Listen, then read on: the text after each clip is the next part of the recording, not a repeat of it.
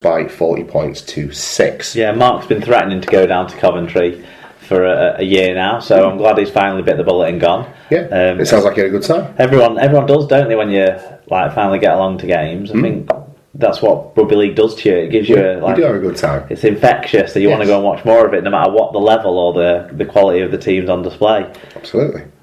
Okay. Round 2 of the NRL and a bit of Britwatch for you all then. On Thursday morning, it was Penrith Panthers 16, Canterbury Bankstown Bulldogs 18 mark. Yeah, I didn't catch any of this game, but apparently it was a cracker. James Graham leading from the front, 142 metres, 46 tackles.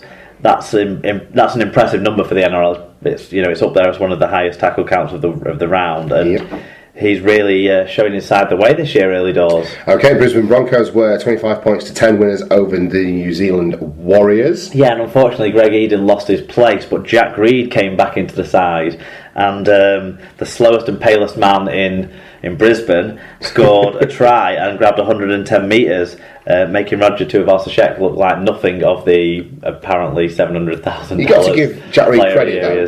Part of the reason he's so slow is he has to run with a I can't remember the fucking word now to make the joke. A sun umbrella.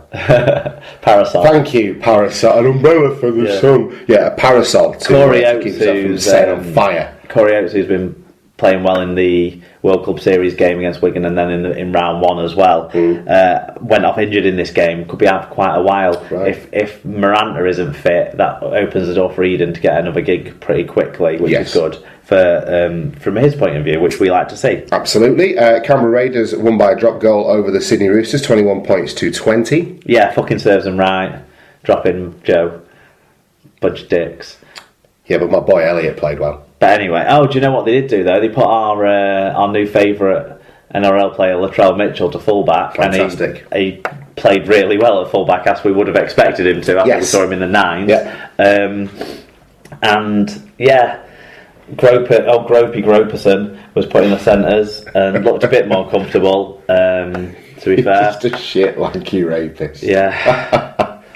Because he was that in week 1 for certain. I'm a bit annoyed by it though, because I sort of felt if Latrell fucked up on the wing, he might get ditched out the side and Joe will come back in. Now I think they've figured out that he's their best option going forward at fullback, so they have to persevere with that and let him make his mistakes. Whereas you might not let him on the wing because he shouldn't be making as many. So now I'm a bit annoyed that Joe's not going to get back in. But to the sound of cancelled subscriptions everywhere. But more positively, Josh Hodgson kicked a crucial 40-20 when he moved back into the halves again in this game, and they're not having any luck with the halfbacks getting injured. No. But they have got luck because they've got a really good player in Josh Hodgson, who's a leader on that field for that team, and his 40-20 was phenomenal. Elliot Whitehead made 44 tackles as well, so only his second NRL appearance. Yeah, not to be shirked at with his efforts there. Absolutely. It was the South Sydney Rabbitohs 48, Newcastle Knights 6. Oh, and this was just an absolute pummeling. I mean, it was just a butt fucking, wasn't it, from start to finish? Yeah, the Knights got embarrassed the week before against a shit Titans side. This is what happened against another new halfback combination for the Rabbits, but it didn't seem to matter at all. And Sam Burgess was doing everything. He was taking all the hit-ups, he was throwing offloads out late or planned, threw a 20-yard cut-out pass from right to left. It was brilliant from Sam Burgess. Golden boot this year. He's definitely... If we win the International Series, he's going to win the Golden Boot. I think we have to win the International. You think so? I think so, yeah. I think he has to do something internationally to win it, personally. Okay, well then that's what we have to do. Because there'll be another player who'll star well enough in the NRL and then excel in that end of season competition. But he made 149 metres and George Burgess made 132 metres. It was the Parramatta Eels 20, the North Queensland Cowboys 16, so the reigning premiers defeated down at Parramatta. Cronulla Sutherland Sharks were 30 points to 2 victors over the St George Illawarra Dragons. Yeah, Widdop and Cooper both played in this game, but that's about all you can say about it because pretty toothless. They were in a poor team performance. I wouldn't put any of it at Widdop's door, that's for sure. But or Cooper's, he didn't have he didn't have his most active game. Fair enough. Melbourne Storm were 34 points to 16 winners over the Gold Coast Titans. Have I seen that Billy Slater's out injured? Yeah, he is, but it's okay because they've got, what's his name, Ben Hampton, is it? No, Cameron Munster. Oh, Cameron Munster, yeah. Ben Hampton's the half-back who never plays. Cameron Munster, yeah. He's the full-back who's going to play that. Well, yeah, he is a Well, they've been playing him in the centres and he doesn't look that... It's because they've tried to fit him in there. When Slate was injured last season and Munster came in at fullback, he looked electric. Like they weren't missing Billy Slater. No, yeah, exactly. Although Slater played really well in the first game, so he'll be missed to an extent. He will. Okay, and West Tigers complete the second round with a 36 points to 22 victory over the Manly Sea Eagles. Talking about fullbacks, Tedesco got a hat trick in this one. Didn't see really good game. I watched the first half before I went to work. Watched the second half when I got home, and I'll tell you what. I asked Erin if we could put it on, and we watched Doc McStuffins instead. Well, you got the impression the Tigers were going to do what they did in round one, and they did. They took a big lead, they got dead excited, and then the other team came back and got back into the game. But that all happened a bit earlier in this one, and actually the Tigers showed good recovery a bit sooner, and then stretched the lead out towards the end. There you go. Okay. Jordan Rankin grabbed a try as well, sorry. Oh wow, congratulations, Jordan Rankin. Okay, Mark, it was the Spanish League semi-final this weekend, and we've got a special report from a stone-cold sober bruiser, I believe. Well, I think he was soberish when the game happened, but afterwards he went out drinking with the Madrid custodian side and got pretty smashed. But basically, I'm sure you'll be able to get the full roundup of the whole picture of what's going on in the Spanish League as it comes towards its conclusion in the next league culture at the start of April. But we're going to bring you just this one report that Bruce sent in. So the Madrid Custodians won 54 points to 14 over Valencia. This is what Bruiser sent in to us. He said, Madrid allowed to score under the sticks too often, with the wingers being unchallenged and making their way to the centre of the pitch. Valencia have brute strength in attack, but constantly falling off the tackle in defence. Second half saw improved tackling from Valencia, but eventually Madrid were able to break through the line for a quick brace of tries. A Madrid knock-on on 15 metres from their own line gave Valencia a chance to pull one back, but a fantastic play from Madrid, which saw the ball handled by seemingly every player on the team, led to a try which all but killed off the game. Valencia managed to pull back a consolation try, but it was too little, too late. That's fantastic, and thank you, Sean, for bringing us that, because that's not something that we would ordinarily have featured, and it's interesting stuff to see Rugby League spreading around Europe in places you wouldn't expect. Yeah, we always try and get in any reviews. Oh, absolutely. We get our people, and obviously that was a bit of a special one-off, but I hope people enjoyed it. It was sensational. Right, our adoptive amateur side, the Brentwood Eels. Yes. How are things going down south for the Eels? Well, it was round one of the London RL Junior League, so the open age team doesn't start until late April, early May, I think. But the under-13s, under-15s, and under-17s fixture started this weekend. The 13s, they were 18 points to 0 winners over the London Scholars. Fantastic. Morrison, Botone and Robson Groom got the tries. I'm hoping I'm pronouncing those names right. And Holding was 3 from 3 with the boot. So, wasn't Robson Groom in Soldier?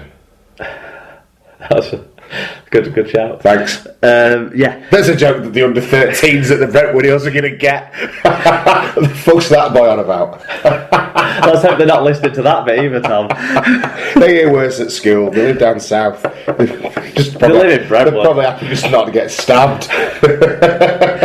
Well, they're off getting permatans and stuff, aren't they, in Brentwood? That's it, they're all falling out. What's it called? That's not China Whites, is it? What's that nightclub called in Tower? The Sugar Shack. Something, I don't know. Under-15s. They played Ream. Well done, lads. Unfortunately, the under-15s fixture against the Bromley Bengals was cancelled by the Bengals as they were unable to field a team due to the majority of their team playing Union for Kent this weekend. So they could be a worrying team second time around, but they're already on -2 points, and the Eels get given 2 points for the win. So good start for the 15s. Yeah. So conserving their energy and getting the ladder points. Under-17s, they played out a much bigger scoreline. They went down 44 points to 22 to the Eastern Rhinos.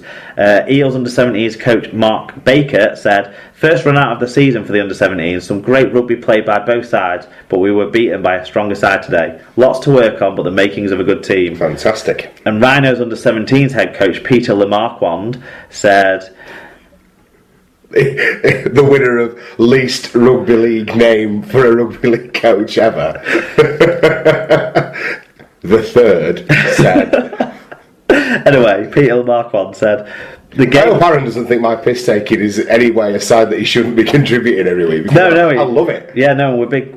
This is really fun stuff. It's amazing. Yeah. The game was played in great spirit. It's good to get the Rhinos London Junior Rugby League campaign underway. Fantastic So good, stuff. Positive thoughts there from both head coaches. It's great to get that insight, isn't it? It really is really exciting stuff, and it's nice to keep a finger on the pulse of how everything's going down at the Brentwood Eels. I'm looking forward to Open Age kicking off and seeing how the grown-ups do it as well, and hopefully kicking on this season for them boys. And hopefully when the under 14s come up and play, if they play up a game in the Northwest, like we'll get an invite down. Make our way there if we can. Big time, 100%. Yeah. Okay, that's the world of Rugby League well and truly covered. Let's take a look into the future now as we bring you our predictions for round 6 of Super League.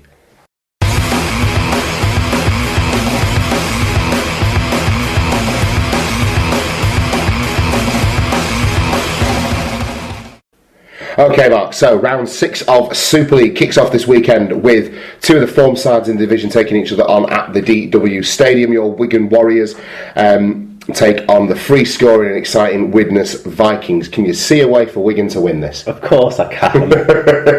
Look, you have got the league's highest scoring attack against the league's lowest conceding defence playing. Mm-hmm. So that's a good matchup to watch in its own right. Yeah. It was mentioned in the review before, Widnes's away form's going to have to be as consistent as the home form, and who they had away from home, they won at Wakefield and lost at Salford. So there is a question there to see how consistent they can be. They're coming up against a top team with a top home record.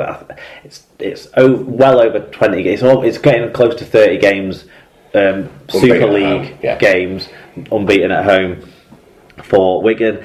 But I'm not sure that plays into the Wigan players' psyche. I think it's more they're happy in the comfortable surroundings rather than worrying about any records, because they're a long way off the Wigan all-time home unbeaten record at the moment. So I just think Wigan showed that they're getting some sort of stuff together. I don't know whether George Williams will play or not, but even if he doesn't, with Sargentson at fullback, it does give them an attacking outlet that Lewis Tinney wasn't really offering. Yeah. And I mean, Gelling's playing so well; he's such a threat.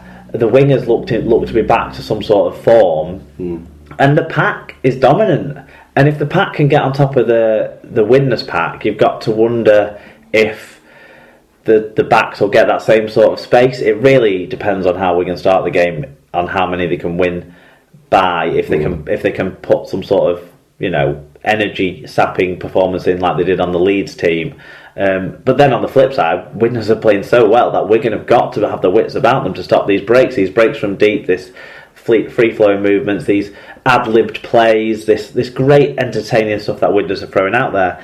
I just think at home, with that defence and with an ability they've shown to score some tries recently, 28 points to 20, I'm going to go for a Wigan win. Right, I've gone for a slightly broader margin of victory. I've gone for a 32 points to 20 win in favour of the Warriors for a lot of the reasons you just listed. There's going to be points in this. And for Wigan to win, they're going to have to outscore one of the most fluid teams in Super League. I think Widnes will set themselves up to play a similar game to the one they played the other week against Hull, in that they'll look to try and hit the edges and get around your big pack. Because in a punch-up, they're not going to win, and they'll be a beaten pack, and then they won't be able to play the sort of rugby they play. So I think they'll set up to do that, but what I think the difference will be is that Wigan are in a better position than Hull were to actually execute an effective forward game. So when that starts to happen and your pack gets on a bit of a roll, I think Widnes are going to start to struggle to contain Wigan. So I've gone for a 32 points to 20 win in favour of your mob. Okay. I really wanted to tip Widnes. I really did. I just don't see it. And then again, the home, you're unbeaten at home in a fucking million years. I just can't see it as much as I would like Widnes to win this one. I think we're going to. I did hear or read a stat on Twitter that Widnes' last 2 wins at Wigan came 13 years apart. And it's been 13 years since. 13 years since. If I'm right, Widnes' last win at Wigan then would have been the game where there was a streaker just before the second half kicked off. Some old looking woman, like, we're not talking a kid here, we're talking 50 odd. We're talking like Gray. Legged it across the whole pitch, halfway line, ran up the tunnel, Yeah, I think Never to be seen again. I think it might have been Stuart Raper's last game in charge. Right? Yeah. Wow. That was a while ago. Yeah, 2003. Fair enough. Anyway. Okay, so a Wigan win for us both. Yeah, happy memories of old